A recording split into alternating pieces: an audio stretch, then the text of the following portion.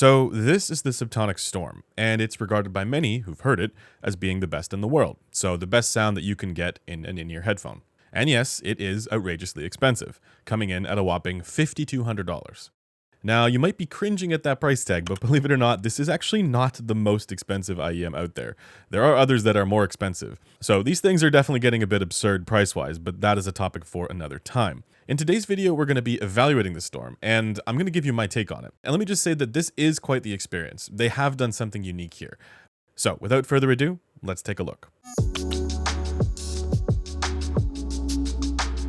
Now, as usual, I haven't been paid to say anything in particular about this IEM, and all thoughts and opinions here are my own, but I do want to let you guys know where this unit is from. This was actually sent on loan by a kind community member who's letting me borrow it for this video. So big shout outs to you, you know who you are. And he also gave me a rundown on what the buying process was like for him, since for this one, it is a bit unconventional. So what the owner told me about this is that it took several months from the time of placing the order to getting it delivered. But the whole time he was in communication with the folks from Subtonic, and he said that ultimately it was actually a really good experience. But interestingly, they also recommended that he try a pair before placing an order. I'd imagine that the last thing you would want is for an IEM that's that expensive to not be a good fit for you. But also, it would be nice to know what the sound is and if the sound works for you. All of this is to say that this is very much a boutique item that comes with a boutique customer experience as well, and this isn't unique in the audio industry. Think like when you get headphones from DMF, for example. It's kind of similar in that sense. Now, let's talk about the product itself. The Subtonic Storm comes in this crazy large carry case. Like, just by looking at it, you would not think that this contained an in-ear headphone at all. Like, maybe it would contain some videography gear, like cameras or weapons even, I don't know. But there's also a lot of stuff in here. So you get this really high quality feeling carry pouch that seems to be in a collaboration with someone named Toda. So I don't know who that is, but ta-da! But it is really quite nice. I do like this carry case. Then you get a number of different tips, and they do make a difference with this one, which I will get into. And then you get this really nice looking and feeling cable. It all feels very high quality. One little quirk is that the chin cinch tends to sort of slide down the cable, so it doesn't really stay in place. But the cable itself, apart from that, it feels, very, very high quality. And then you also get a card with the frequency response on it. And while this isn't new or unique when it comes to IEMs, I just want to reiterate, I love this. Like, if you feel you've made something exceptional and you're proud of it, you should show people what they're buying. And that's what they're doing here. So you'll love to see it. And when it comes to the IEM aesthetics itself, yes, it does look fancy, but not in a gaudy way. At least I don't find it to be. So it's tasteful. I like it. I think that's going to be a theme for this one. It's tasteful. And it does also feel like the shell is made of sturdy, high quality materials, like you would expect. So it's not super lightweight, but also not super heavy like some other IEMs I've recently come across. Here is the weight of just one side of them, just so you're aware. And for comfort, I personally had no issues. It does have a fat nozzle, particularly on the wide side of things, but it wasn't one that I had any trouble with, using in my ears for, the majority of a day. And this is going to be different for every person. But again, for me, even for long listening sessions, I had no trouble. For the driver configuration, this is using 7 balanced armatures and 2 E-stats. Now, I know what some of you guys might be thinking. No dynamic driver for the bass. What the hell? That's terrible. And we'll definitely need to do a video about this at some point, but there is a common misconception about the differences between DD bass and BA bass. But, the perception between those two styles of doing bass it's not actually what people think. So you can actually measure the difference between BA bass and DD bass on rigs that have the more accurate acoustic impedance, even if they measure the same on rigs that don't. So importantly, that difference doesn't show up on 711 couplers, which has led to a collective confusion on this topic. So I'm not saying that BA configurations are better, merely that traditional ideas that people have about DD bass versus BA bass, they need to be reconsidered, since we can now more accurately measure the differences between them. And one other thing to note about the Storm is that it actually takes a little bit more power, a little bit more gain on the HPA V550 than typical IEMs do. So this seems to be a little bit harder to drive than most IEMs. So here's the impedance for those wondering, and I'll put the rated specs up on the screen here as well. It may look like the frequency response would change a bit depending on the output impedance, but I tested this and there's very, very little change. Now, let's talk about the Subtonic Storm sound quality, and we'll begin by taking a look at how it measures here on the B&K 5128, and I'll talk more about how it sounds to me subjectively a little bit later on. Here you can see both the raw and the calibrated response, and remember that for IEMs, we're using the population average baseline since the outer ear is being bypassed with IEMs, and then we're showing it relative to the preference bounds, which we have, of course, lifted from the Harman research. As usual, if you're new to this, I'll leave resources in the description, but we generally want things to fall within the range of listener preferences. Shown here, that's the shaded area, and if it falls outside of that, it is more likely to be received as having a coloration of some kind. So, as you can see, the storm actually falls within the bounds for most of it. And that may come as a bit of a surprise, given that many ultra-expensive IEMs typically go for a more esoteric flavor or try to editorialize the music with strong colorations to achieve a given effect. The Storm, by contrast, dials back a bit on some of those colorations, even though it does still have some of them going on, as you can see in the treble. And just one thing to note there, it may look like there's a channel mismatch up here, but this is just positional variation since you have to use the pinna when measuring IEMs on the BNK 5-2-8, and any tiny little difference in positioning is going to show up in the data. So the channel matching for this IEM is actually incredibly good. But let's go through it. So you can see here that the bass rise is well controlled and it focuses more towards the sub bass, and it doesn't really crowd out the mids or anything like that. And it does actually sound very good. I would say it has a lot of punch and tactility to it, despite the fact that there is no dynamic driver in here. These are all balanced armatures. And the mid-range is also extremely well done. It's nearly perfect. So there are a couple things to highlight here. Number one is that there is no dip within the lower mids, at least not in comparison to what you might find with many common IEMs, like the ones you see that are aiming for more of a Harman style tuning. And number two, there is a little bit of a reduction, or it's on the relaxed side for the upper mids at around 3 kilohertz. And that's actually okay. I'm going to show you guys here the raw measurements just so you can see how it looks for the ear gain. So this is where the ear most strongly affects the sound. And you'll notice that it's on the lower end of things in this region. So if you have too much energy in this area, things can sound shouty and glary. If you have too little energy, things can sound muffled and dull, obviously also depending on the rest of the frequency response and the relationship between this region and the regions around it. But having the response be a bit relaxed here is actually a good thing in my opinion. What this means is that it's going to be more suitable for a wider range of music. So it'll be more accommodating of different recording styles, for at least for this particular region, and it won't come across as shouty and glaring. At the same time, things get a bit weird when we get into the treble. And I think it's going to be a bit hit and miss for people. So let's talk about that. So you can see here there are a number of key features in the treble. One is that there's a forward character to the lower treble between 5 and 6, 7K, followed by a strong dip, and then an elevation towards the upper treble, a fairly wide elevation up above that. And I think there are a few ways to look at this. One is to consider this from a more zoomed out perspective and recognize that this is a general rise in the treble energy starting in the lower treble with a notable notch, somewhere in the middle. And this is going to change depending on the person. But another way to think about it is that this is their version of tasteful coloration. So these treble quirks or features are what is imparting, a particular element of the experience that is not normal, but potentially preferable. And it's interesting because it might be the case that the dip here you see at around 8 kilohertz is trying to accommodate a particular length mode resonance. If you're not sure what that is, I've done a whole video on that, and that will also be linked in the description. But regardless, I don't know if this was done intentionally, but in practice, it may work out like that for those who have a length mode resonance around this region. But the problem is that this is a feature that is going to shift depending on the anatomy of the individual. And there's no way for them to really predict that for people. So for me, that resonance with the Storm is closer to 6.5 kilohertz. And it's even lower down with other IEMs as well. And so it makes me think that this is an IEM that's either going to sound really smooth to some or a lot more affected depending on the anatomy of the listener. And there is a sense in which as you go for some of these colorations and some of these features, things are necessarily bound to be more hit and miss. So they're going to be more specific to the individual because it can't possibly fit the widest range of people. The other feature to consider is the boosted upper treble. Now, I've spoken about the boosted upper treble at length before.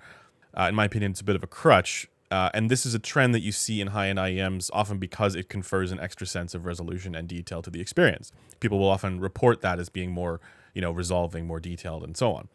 And make no mistake, it is a coloration of sorts. It's an enhancement or an exaggeration to that range. But thankfully with the Storm, it's not massively overdone like it is with other IEMs. And it's also not a super narrow peak. It's a more kind of wide, gradual rise up into the treble. So I don't find this to be fatiguing or overly sibilant or anything like that.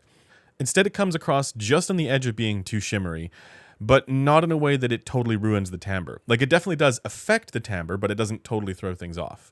Overall, I would describe the Storm sound signature as mostly balanced with a bit of editorialization and exaggeration for a few key areas in the treble. But that's also kind of its party trick, at least one of them, the other being the extremely well executed mid-range presentation. And here you can see the distortion performance. This is fairly normal for what you typically see with balanced armature drivers. I would actually say that overall this is on the lower end of things, which is nice. So let's talk about how this sounds to me subjectively. And just to be clear, this has nothing to do with acoustic properties of the IEM and everything to do with the description of how it sounds to me. So we're talking about how things are at my eardrum and what this does to my experience of the music. Subjective goodness and badness as assigned by me. It may be different for you.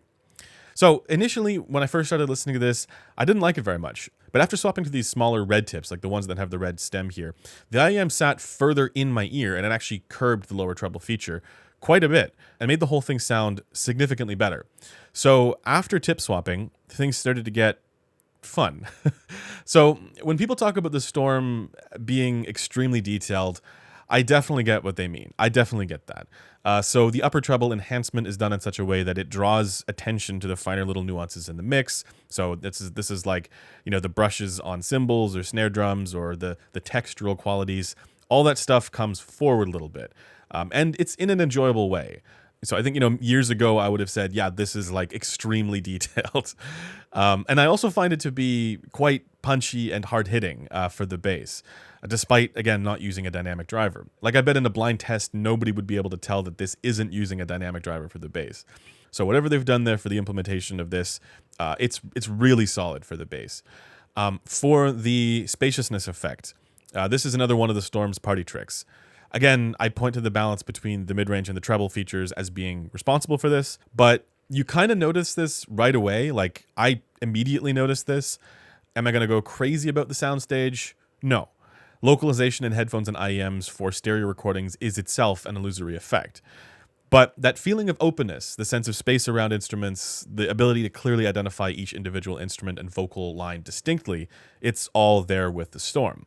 And in a way that I can see, again, why people like this one. These are qualities of the experience that are generally enjoyable, I find.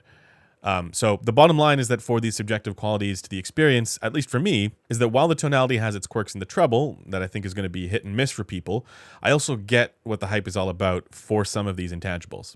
Now, I wanted to also touch on something else. If you look at the Storm's overall sound signature, so like the wideband tuning there, like up until you get to some of the treble colorations, the Storm actually resembles two other IEMs, or at least for me, two other IEMs come to mind.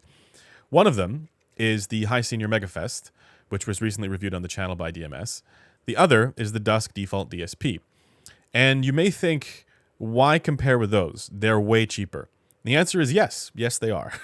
But remember that price, especially when it comes to IEMs, is mostly just a number. So a more high price tag does not entail more gooder. Now, they do look pretty different as soon as you look at the treble, but for much of the rest of the response, there's a familiarity here. So for the way that the mid-range and the ear gain is handled before you get to the treble, they all don't have the typical dip you find in the lower mids with many IEMs that come out these days, or the forward character to the mids and the upper mids. In fact, they're nearly identical for the mid-range and much of the bass, and they all have that subtle dip for the strongest part of the ear gain. So there is a sense in which the Storm is like an editorialized or enhanced version of those bass tunings for those two products. And given its treble features, it's actually quite similar to the Dusk Default DSP. Now, I've said this before, but in my view, there's something good about what's common to these three IEMs, particularly in the bass and in the mids. This is the kind of sound signature that I think more IEMs should go for. This is what I'd like to see more companies shoot for. Now, I suppose the question is the Storm better than those two IEMs? Well, I think it comes down to two things. One is, of course, anatomy, and the other is going to be what you want your music to sound like. If you want the tiniest details in your music to jump out at you and beat you over the head, then the answer is yes. But if you want your music to sound natural and normal and smooth, My answer is actually going to be no. And increasingly, I find myself in the latter camp. I find this trend of exaggerating the upper treble for the sake of conferring detail and resolution benefits to the experience, it can be fun for a time, but at a certain point, I just want my music to sound more normal and more natural without, getting beat over the head with this sort of upper treble exaggeration. And again, the Storm doesn't stray far from that. In fact, as mentioned, it's one of the more normal sounding high-end IEMs, one where the tasteful colorations are actually tasteful and not overdone like they so commonly are.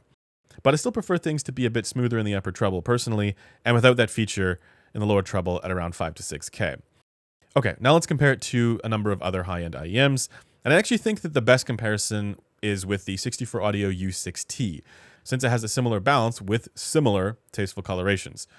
So actually most of it is very close to the Storm, and you also get a lower treble elevation, and you also get an upper treble elevation. But the upper treble in the Storm is definitely more to my preference because it's a bit wider of an elevation. And I also find the bass on the Storm is more punchy. Again, not more bass. It's actually less bass on the Storm, but it is more of that sort of tight and tactile kind of satisfying bass. Now, compared to the 64 Audio Velour, I think the Storm is just better. The Velour has way too much upper treble for my taste, and it just tries to do too much when it comes to, the various colorations. So this is kind of what I'm talking about. The Storm is just, everything is just a little bit more in line, a little bit more balanced. Whereas with the Velour, it's like, let's go for broke with these, various different colorations. And for me, it's too much. Compared to the Empire Ears Odin, I also prefer the Storm. The Odin has a much more forward mid and upper mid-range presence, and I find that when the Odin works for certain recordings, it really works, but then it's also not quite as versatile, and I do find that, for more recordings, I prefer the Storm. And I also say that the Storm sounds more detailed to me, even though I'm not a big fan of its lower treble feature. Compared to the Raven, again, the Storm is just way more normal, in a good way. The Raven has some particularly massive bass, with a more V-shaped presentation overall, but also this weird lower mid-range resonance feature that just really doesn't work for me. So again, compared to some of these other price no object IEMs, the Storm reins in the weirdness. It reins in the esoterica while still imparting just a bit of that coloration in the top end to make things pop. That's, I think, the way that we should think about the Storm. Now, I think some people may be asking, can I EQ my inexpensive IEMs to match the frequency response of the Storm and get the same sound? And the answer is that even though you can theoretically get two IEMs to graph the same, that doesn't mean that they're actually going to have the same frequency response at the eardrum. So you have to contend with so many different variables for how the IEMs perform when actually being worn by a human to be able to simulate the exact response on a different product. So if you're trying to do this, you likely won't end up with the same response at the eardrum. But what I will say is that you can actually get things to be within the ballpark. And I do suggest trying that out. Like maybe not for some of the fine-grained, treble features, because again, how are you going to actually figure out where those are based on the graph? You're not going to be able to get it to be in the same spot unless you're doing manual tone generation sweeps. But I think for the bass and for the mids, I do think it's worth trying this for some of the more wideband features of the Storm's tuning to see if that's to your taste. So can you do it? Not really, but I do think it's worth trying. Now, let me get to my conclusion here. Do I recommend the Subtonic Storm? Well, again, I think it comes down to whether or not you want your IEMs to enhance the details, to make things stand out, to impart some sort of character to your music. And in that respect, I do have to give props to the Storm and Subtonic for being able to walk the line between, balance and editorialization reasonably well. But this is also where I have to reinforce the notion that when it comes to the performance of these products, price is mostly just a number, and it certainly is not a sufficient condition for goodness. And more importantly, how the Storm is going to be received is going to be much more dependent on the anatomy of the individual than other IEMs, specifically because of some of its features in the treble. So like I've mentioned throughout this review, it's going to be more hit and miss than, say, the Dusk default DSP. It's more HRTF and length mode resonance dependent than many other IEMs. All of which leads me to say that if you don't have the opportunity to try the Storm for yourself, you'd be taking a massive risk when putting up that kind of cash for something that you can't know for certain is going to be amazing. And you better well get something amazing if you're spending that kind of money on an IEM. And there is a sense in which this is true for all headphones and IEMs. And in general, I don't recommend, shelling out crazy amounts of money on an IEM unless you've had the opportunity to try it. But I feel it's even more so the case with the Storm. And I guess good on Subtonic for also suggesting that to people. And with all that said, that does it for this review. I hope you guys found this useful or interesting or informative. If you did, do consider subscribing, drop a like, drop a comment. And there is already a written article of the Storm from Precog Vision up on headphones.com, and there will be another one from FC Construct. So if you're curious for additional takes other than mine, definitely check that out. I'll link those in the description. And of course, you can chat with me or other like-minded audio folks in our Discord, also linked below. And until next time, I'll see you guys later.